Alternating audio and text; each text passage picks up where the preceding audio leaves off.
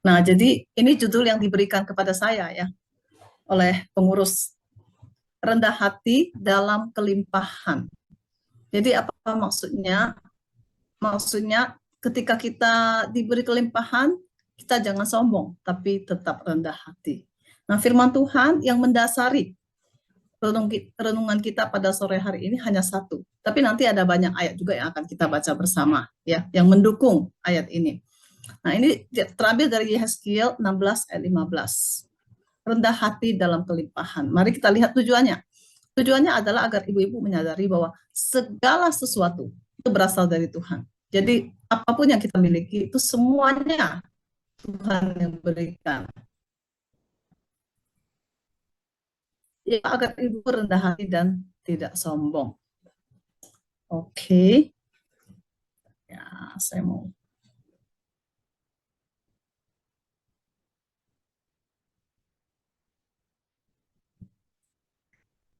Sorry.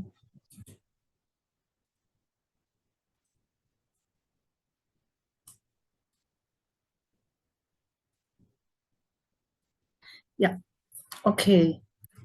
Jadi, nah, sebelum kita melanjutkan, kita baca dulu firman Tuhan ini bersama-sama. Ya, baca sambil diperhatikan setiap katanya. Nanti kita akan bedah ya. Mari kita baca bersama-sama. Saya ingin melihat semua mulut baca ya. Mari, satu dua, ya. Yehezkiel 16 ayat 15. Tetapi engkau mengandalkan kecantikanmu dan engkau seumpama bersundal dalam menganggarkan ketermasyuranmu. Dan engkau menghamburkan persundalanmu kepada setiap orang yang lewat. Ya, demikian firman Tuhan. Nah, ibu-ibu habis baca ayat ini bingung nggak? Maksudnya bingung dalam arti apa ya hubungannya ayat firman Tuhan ini dengan judul kita, ya, kecantikanmu. Hubungannya dengan rendah hati, bersundal, hubungannya dengan rendah hati, menghamburkan persundalan dengan rendah hati. Nah, kalau lihat begini mungkin kita bingung, tapi nanti kalau sudah dibedah kita akan menjadi jelas. Ya, oke, kita lihat dulu rendah hati menurut Kamus Besar Bahasa Indonesia. Itu definisinya tidak sombong, tidak angkuh. Ya cukup jelas ya. Sebenarnya nggak perlu dijelaskan pun kita tahu artinya rendah hati. Tapi biar baku. Nah sekarang kita mau lihat dari ayat firman Tuhan ini. Engkau di sini siapa? Engkau yang dimaksudkan itu siapa? Nah, engkau yang dimaksudkan di sini adalah bangsa Israel. Ya, jadi kita mau lihat sepintas tentang bangsa Israel. Siapakah bangsa Israel ini? Bangsa Israel adalah umat pilihan Tuhan ya. Pertama-tama tuh Tuhan panggil Abraham, lalu Ishak, lalu Yakub. Ya, yang namanya Israel. Lalu mereka masuk ke Mesir waktu itu 70 jiwa. Tapi 430 tahun kemudian, saat mereka keluar dari Mesir itu jumlahnya 2 juta jiwa. Ya, 2 juta itu sangat banyak. Karena penduduk seluruh Batam nggak sampai 2 juta. Jadi 2 juta itu amat sangat banyak. Ya, semua orang Batam berkumpul, jumlah orang Israel yang keluar dari Mesir lebih dari itu. Oke, lalu sebelum mereka keluar, mereka menyaksikan 10 tulah. Ya, bagaimana Tuhan membuat tulah demi tulah berupa keajaiban demi keajaiban, walaupun merupakan bencana bagi orang Mesir, tapi itu sesuatu yang ajaib. Oke, lalu dipimpin oleh Musa untuk meninggalkan Mesir. Ya, nah, lalu apalagi sepintas tentang bangsa Israel ini, mereka mengalami pimpinan dan mukjizat Tuhan selama 40 tahun di padang gurun. Ini saya hanya sepintas, nggak detail, nggak menyeluruh ya, supaya kita kenal bangsa Israel ini. Apa yang terjadi di padang gurun? Di padang gurun itu mereka menyeberang Laut Merah secara ajaib. Ya, bagaimana Tuhan pakai Musa untuk belah Laut Merah. Lalu bagaimana tentara Mesir yang mengejar mereka ditenggelamkan di tengah Laut Merah. Lalu bagaimana Tuhan memimpin mereka dengan tiang awan di siang hari dan tiang api di malam hari. Lalu dari batu nih, di padang gurun, padang belantara tak ada air, tapi dari batu bisa keluar air. Lalu nggak ada makanan, Tuhan turunkan mana dari surga. Lalu tidak ada daging, Tuhan kasih burung puyuh, ya. Mereka tuh mengalami mukjizat demi mukjizat, hal-hal yang ajaib yang tak masuk akal. Nah, terus kita lihat, andalkan kecantikanmu. Apa maksudnya? Mari kita lihat, ya, apa maksudnya mengandalkan kecantikan? Bagaimana firman Tuhan memperingatkan tentang mengandalkan kecantikan ini? Apa maksudnya? Mari kita lihat. Nah, ini tercatat di dalam kitab Ulangan pasal 6 ayat 10 sampai 12.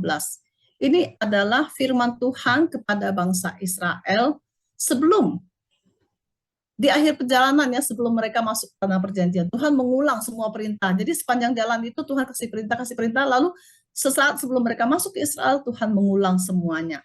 Nah, di sini Tuhan ingatkan mereka. Apa yang Tuhan ingatkan?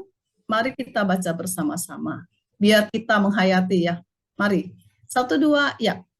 Maka apabila Tuhan Allahmu telah membawa engkau masuk ke negeri yang dijanjikannya dengan sumpah kepada nenek moyangmu, yaitu Abraham, Ishak, dan Yakub, yakni Abraham, Ishak, dan Yakub, untuk memberikannya kepadamu, baik, yaitu kota-kota yang besar yang baik yang tidak kau dirikan. Ya, jadi Tuhan sudah berjanji kepada Abraham, pada Ishak, pada Yakub, bahwa Tuhan akan memberikan satu negeri perjanjian yang sangat bagus, kota-kotanya baik. Mereka tak usah dirikan, kota itu sudah tersedia, mereka tinggal masuk saja.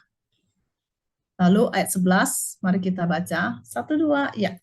Rumah-rumah penuh berisi berbagai-bagai barang baik yang tidak kau isi. Sumur-sumur yang tidak kau gali.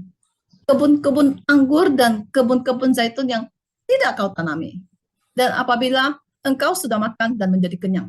Jadi kita lihat, ya, barang-barang baik yang Tuhan sediakan tanpa mereka perlu mengusahakan. Rumah, isinya, sumur yang menggali sumur tuh nggak gampang, ya, kebun anggur, kebun zaitun, semuanya Tuhan sediakan. Mereka masuk ke tanah perjanjian, semuanya udah ada di situ. Mereka tinggal tumpas penduduknya, lalu mereka dapatkan semuanya ini. 12, 1, 2, ya. Maka berhati-hatilah, mari kita baca, supaya jangan engkau melupakan Tuhan yang telah membawa engkau keluar dari tanah Mesir, dari rumah perbudakan. Ya, jadi Tuhan sudah ingatkan, nanti kamu kalau masuk nih ke tanah perjanjian, sebelum menyeberang, ya, Tuhan sudah ingatkan, kamu dapat semua yang baik. Kamu jangan lupa, ya, bahwa Tuhan, aku, Tuhan yang bawa kamu keluar dari tanah perbudakan, dari Mesir. Ingat, ya, nah itu maksud Tuhan. Jangan melupakan Tuhan. Ya. Namun dikatakan bahwa bangsa Israel itu mengandalkan kecantikan. Ya, nanti kita lihat kenapa. Bukankah Allah sangat memberkati Israel? Kita semua bisa setuju, sepakat dengan ini? Saya rasa kita bisa sepakat, ya, bahwa Tuhan sangat memberkati bangsa Israel. Lalu, mengapa Tuhan berkati bangsa Israel? Apakah ada jasa di bangsa Israel yang membawa layak untuk makan itu semua? Ada? Tidak, ya. Hanya karena Tuhan memilih mereka. Lalu mereka mendapat semuanya itu secara cuma-cuma, tanpa usaha. Bagaimana mereka merespons? Ya, kita pikirkan mereka udah dibawa keluar dari Mesir, melihat semua keajaiban, mendapat semuanya dengan gratis, masuk ke tanah perjanjian, ya. Mereka lihat semua keajaiban sepanjang 40 tahun. Bagaimana mereka merespons? Bangsa Israel bersundal secara rohani. Ya, responsnya adalah bersundal secara rohani. Kenapa? Mengandalkan kecantikan. Apa maksudnya? Maksudnya ketika bangsa itu sudah menjadi hebat, mereka mengalami puncak kejayaannya itu di zaman Raja Salomo. Ya, itu mereka menjadi bangsa yang sangat terkenal, sangat hebat, ya, kuasai seluruh tanah perjanjian. Lalu walaupun ada wilayah-wilayah yang belum ditaklukkan secara sepenuhnya, tapi secara umum mereka sudah berkuasa, ya, berkuasa atas seluruh tanah perjanjian. Lalu bahkan orang-orang dari jauh, Ratu Syeba dari jauh mendengar kehebatan Salomo, sampai penasaran, sampai datang mau menemui secara langsung Salomo. Itu artinya begitu hebatnya puncak kejayaan. Dan di puncak kejayaan ini mereka jatuh ke dalam dosa, bersundal secara rohani. Ya, mereka mengandalkan kehebatan diri, mengandalkan kecantikannya. Bersundal, apa sih artinya? Bersundal, seorang wanita melakukan hubungan seks dengan laki-laki yang bukan suaminya. Itu bersundal. Ya. Dalam hal ini analoginya adalah bangsa Israel itu sudah punya Tuhan, tapi mereka bersundal secara rohani. Mereka pergi menyembah Allah yang lain, yang bukan Allahnya, yang bukan Allah sama sekali bahkan. Ya, bangsa Israel adalah bangsa pilihan Tuhan, milik Tuhan, tetapi mereka berpaling kepada Allah lain. Ya, mereka tidak setia, meninggalkan Tuhan. Mereka mengikat perjanjian dengan bangsa asing. Harusnya tidak boleh. Tuhan sudah bilang tumpas, tapi mereka sok pintar ya, mengambil keputusan sendiri tanpa menanyakan Tuhan. Mereka mengikat perjanjian dan mereka menyembah dewa asing, jatuh ke dalam dosa penyembahan dewa asing. Itulah dosa bersundal. Ya, jadi di sini dikatakan engkau seumpama bersundal dalam menganggarkan ketermasyuranmu. Engkau menghamburkan persundalanmu kepada setiap orang yang lewat. Oke. Bagaimana bangsa Israel bisa jatuh ke dalam dosa rohani?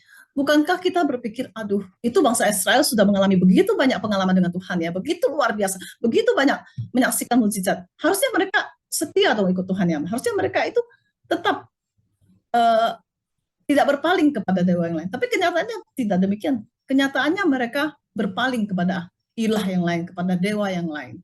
Bagaimana itu bisa terjadi? Mari kita lihat ya. Nah, ini dicatat di dalam 1 Raja-Raja pasal 11 ayat 1 sampai 13 tentang Raja Salomo. Mari kita baca sama-sama. Ya. 1 2 ya. Adapun Raja Salomo mencintai banyak perempuan asing. Perempuan asing artinya yang tidak percaya Tuhan ya. Di samping anak Firaun, Firaun itu jelas sudah bukan orang Kristen, bukan orang Yahudi.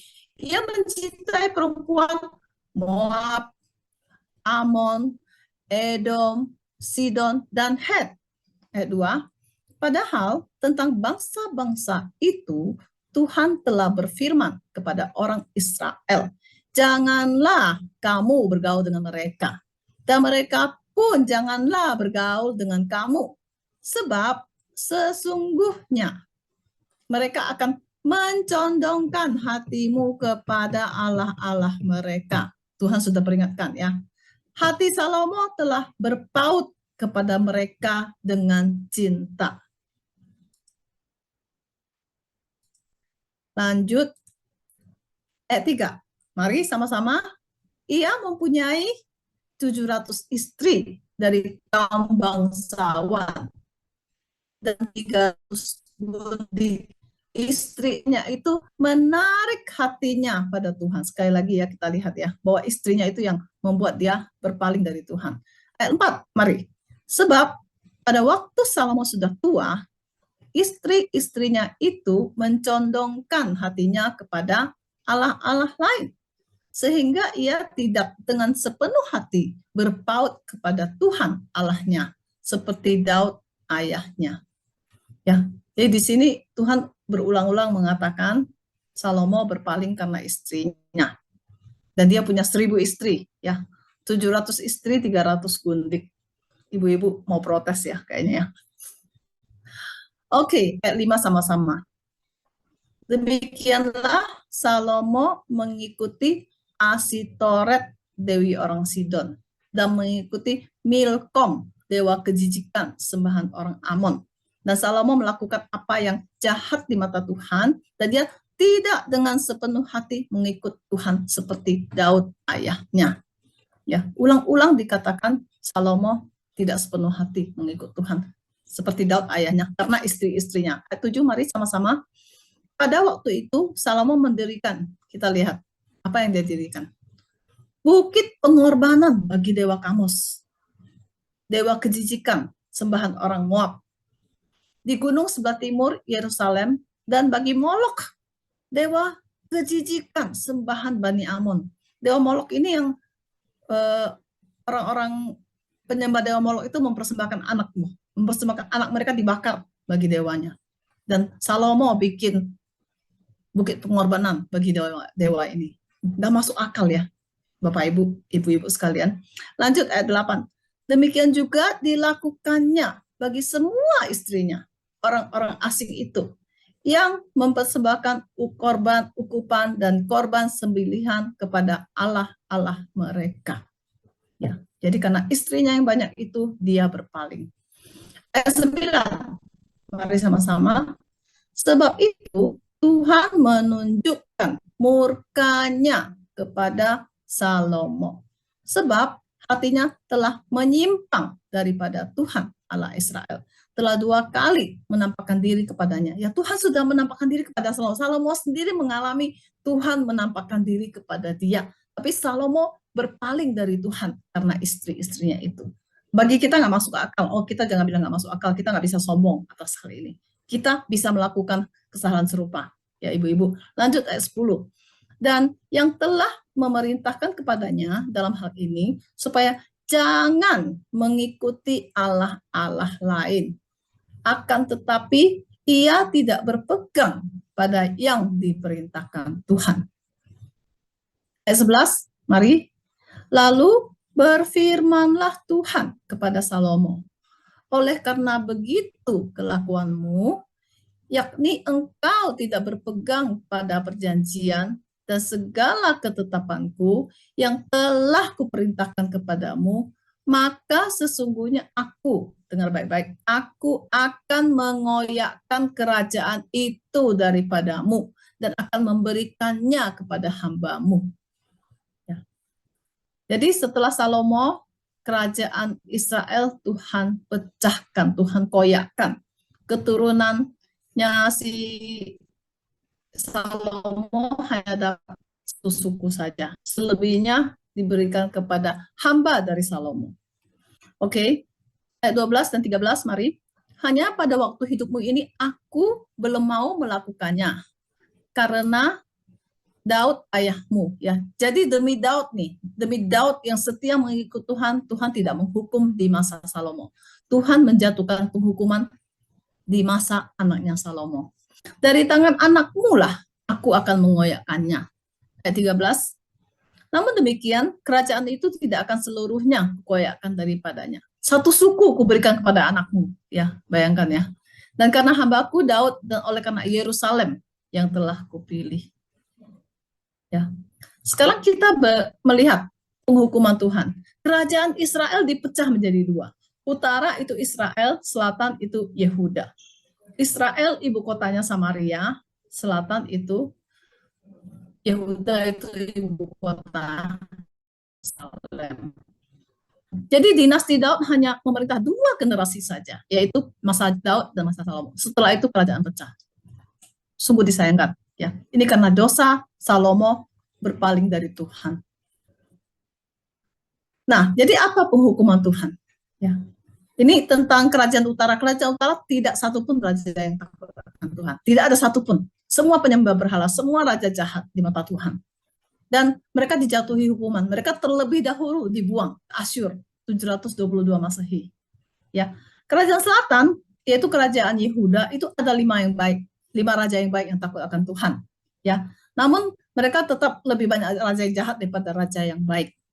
Dan nasib akhirnya juga sama, mereka dibuang ke Babel pada tahun 586. Nah, Yehezkiel ini yang tadi kita baca tulisannya itu, Nabi Yehezkiel itu bernubuat di akhir-akhir tahun mendekati 586 ini. Ya, memberitakan penghukuman Tuhan. Sekarang kita mau lihat kita, diri kita sendiri. Apakah kita sombong? Hal apa yang kita sombongkan? Ya, mungkin ada yang terlahir cantik, ya enggak? Ada yang terlahir cantik dan sombong dengan kecantikannya enggak? Wah, aku ini cantik nih, aku paling cantik lah segapi. Ada enggak yang punya perasaan seperti itu? Cewek kan kalau cantik biasanya suka, aku paling cantik. Ya. Terus kepintaran. Ada enggak yang bangga dengan kepintarannya? Aku ini pinter. Apa-apa aku juara. Apa-apa aku juara. Lomba apapun di Gapi ini aku juara. Ada nggak yang begitu? Atau ada yang bangga dengan kekayaannya, dengan kedudukannya. Kayaknya rumahku paling gede deh. Ada yang begitu nggak? Atau aku paling terhormat deh di masyarakat. Ada nggak yang begitu? Atau ada nggak? Nah, hati-hati. Hati-hati. Kerohanian pun bisa membuat kita sombong. Aku paling tahu. Aku paling banyak belajar. Aku paling rajin baca Alkitab. Aku paling rohani. Mereka semua dangkal. Aku paling rohani. Ada gitu. Iblis bahkan bisa pakai hal yang baik untuk menjadikan kita tersandung. Ya. Oke. Sekarang kita mau lihat apa kata firman Tuhan tentang kecantikan. Kecantikan sesuatu yang bisa dibanggakan? Enggak ya. Kita cantik karena Tuhan buat kita cantik. Kalau kita cantik, puji Tuhan. Ya. Kalau ada yang puji anak saya, oh anaknya cantik ya. Saya bilang puji Tuhan yang menciptakan. Ya. Kalau anak kita cantik atau kalau kita cantik, ada yang bisa kita sombongkan. Setitik pun tidak ada. Karena yang buat bukan kita. Tuhan yang menciptakan anak kita. Ya. Oke, mari kita baca firman Tuhan bersama-sama. 1, 2, ya. Kemolekan dan kecantikan adalah sia-sia. Tetapi istri yang takut akan Tuhan dipuji-puji. Ini tertulis di dalam Amsal 31 ayat 30. Ya. Jadi daripada kecantikan yang lebih penting adalah takut akan Tuhan. Ibu-ibu.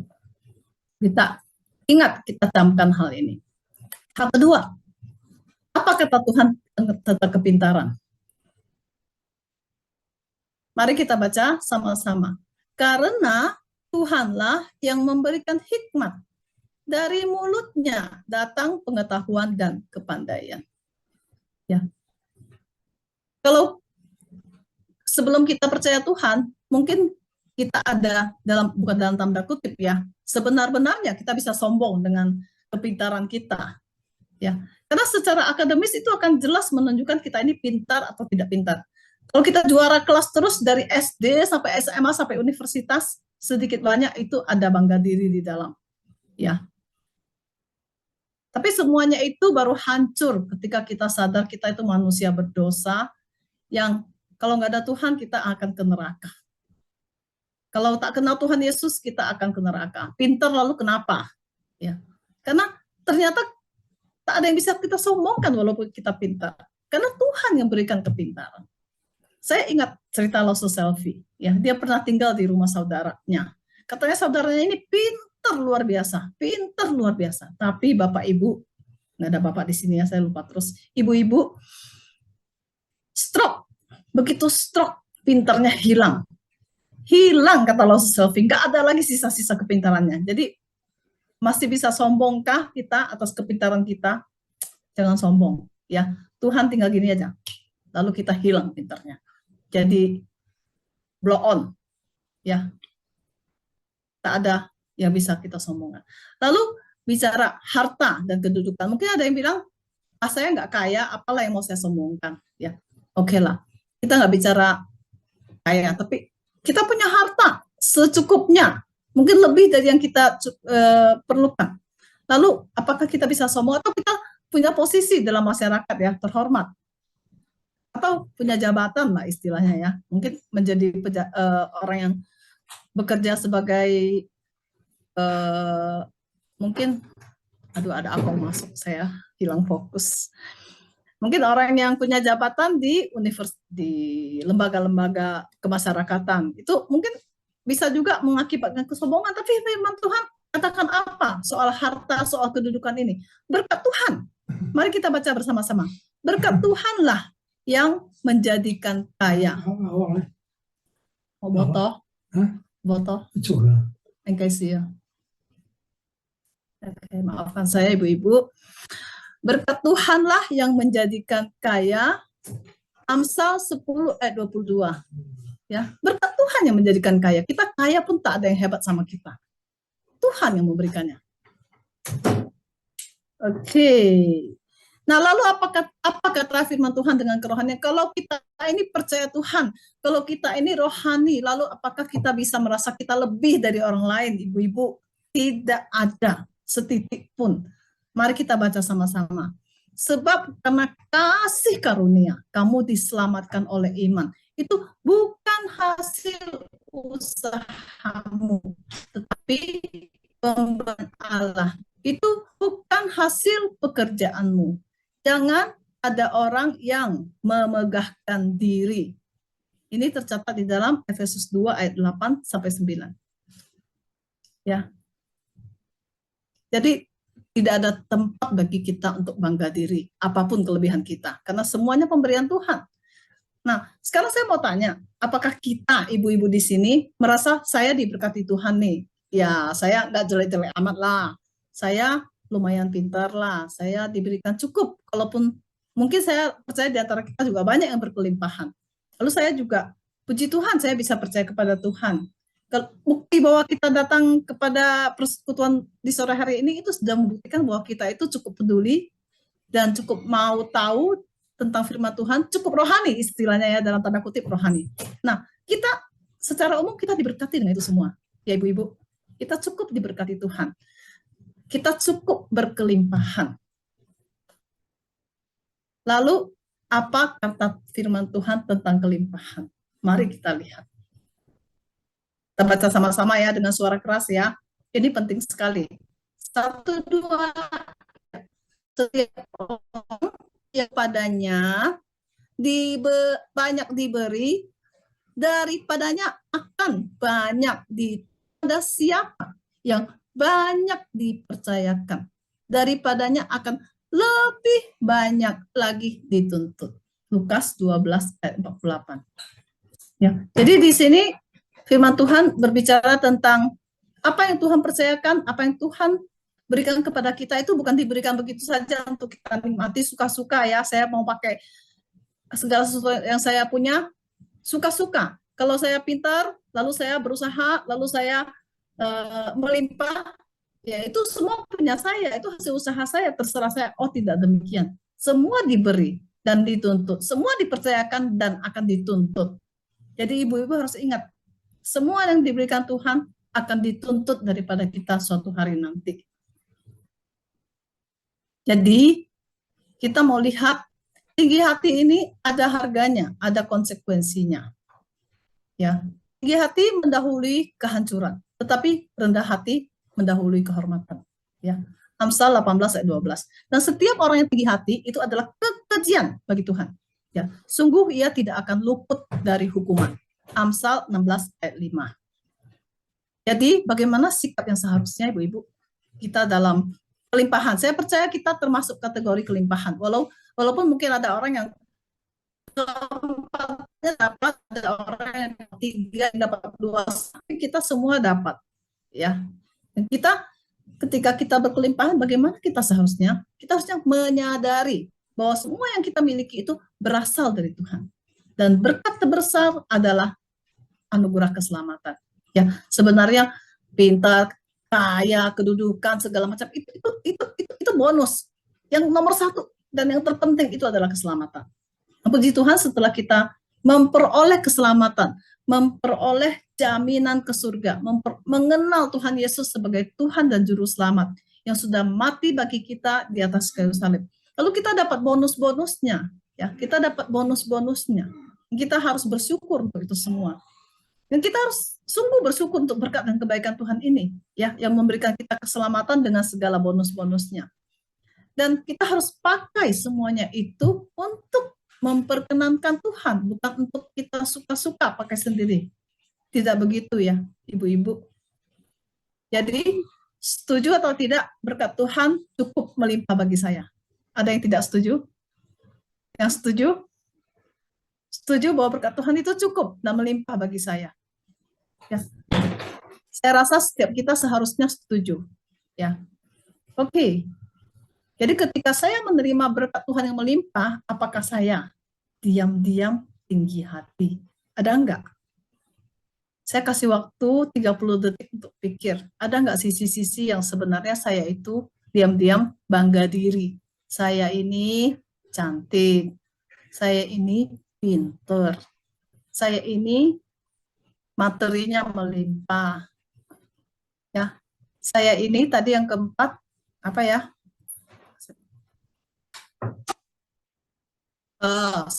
Ini yang lebih mengerikan lagi. Saya ini rohani.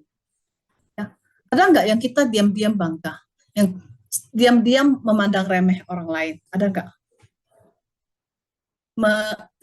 Oke lah, tidak meremehkan, tapi menganggap saya lebih dari kamu, saya lebih pintar dari kamu, saya lebih kaya dari kamu, saya lebih cantik dari kamu, saya lebih rohani dari kamu. Ada nggak? Kalau ada, kita ngaku dosa sama Tuhan. Ya, ini diam-diam tidak ada yang tahu, hanya Tuhan dan kita yang tahu. Saya dan Tuhan yang tahu, orang lain tidak tahu. Oke, kita ngaku dosa kepada Tuhan. Bagaimana saya dapat berubah? Bisa saya berubah? Bisa, ibu-ibu, bisa.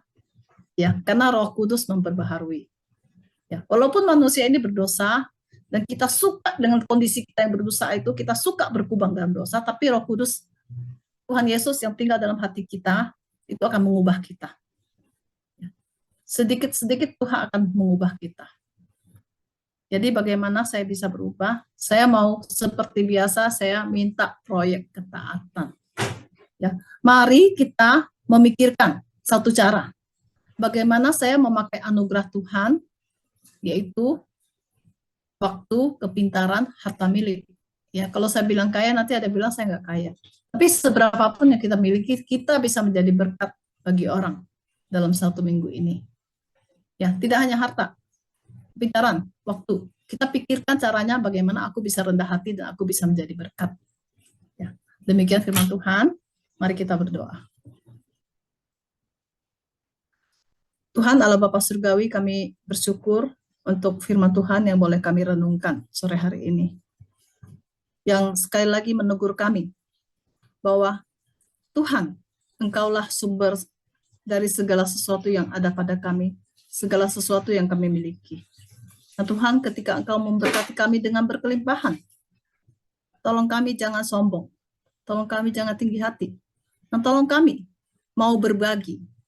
Ketika kami melihat ada yang membutuhkan, biarlah hati kami boleh tergerak oleh belas kasihan, hati kami boleh tergerak, mau hidup hanya untuk memperkenankan hati Tuhan saja, dan kami mau lakukan sesuatu untuk menyenangkan hati Tuhan, mempermuliakan nama Tuhan. Biarlah hidup kami, bukan hanya minggu ini, tapi seluruh hidup kami boleh memperkenankan hati Tuhan, mempermuliakan nama Tuhan. Kami serahkan setiap ibu-ibu di sini, kiranya hidup kami tetap Tuhan pimpin dan Tuhan tuntun, dan kami tetap mengikut Tuhan dengan dekat. Terima kasih Tuhan. Di dalam nama Tuhan Yesus kami berdoa dan bersyukur. Amin.